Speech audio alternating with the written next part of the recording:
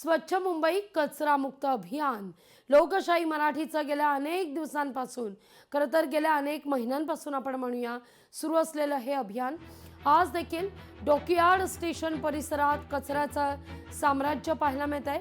मनोज जामसुदकर ठाकरे गटाचे आमदार आहेत, यांच्या मतदारसंघात ही सध्या परिस्थिती आहे। आढावा घेतला आपले प्रतिनिधी मीनाक्षी म्हात्रे यांनी।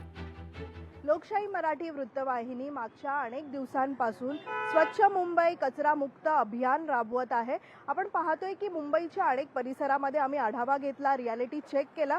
अनेक भागामध्ये कचऱ्याचं साम्राज्य आम्हाला पाहायला मिळालं।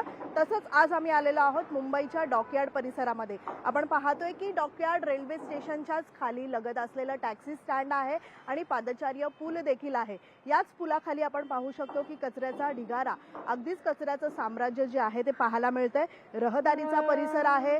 लोक या ठिकाणी रेल्वे स्टेशनला जाण्यासाठी किंवा मग स्टेशनमधून बाहेर पडण्यासाठी हा मार्ग आहे। अगदीच आपण पाहू शकतो की मोठ्या प्रमाणामध्ये कचरा जो आहे तो अनेक दिवसांपासून साचलेला आहे। खरं तर ह्या सगळ्या बाबतीत आपण पाहिलं तर पालिकेच्या दिवसातून 2-3 फेऱ्या होत असतात कचरा नेण्यासाठी। त्यामुळे असं काही या ठिकाणी आपल्याला चित्र पाहायला मिळत नाहीये, कारण अनेक दिवसांचा हा कचरा साचलेला पाहायला मिळत आहे। त्यामुळे पालिकेच्या या स्वच्छतेच्या कारभारावरती हा फोल ठरलेला संपूर्ण चित्र जे आहे ते आपल्याला या ठिकाणी पाहायला मिळत आहे।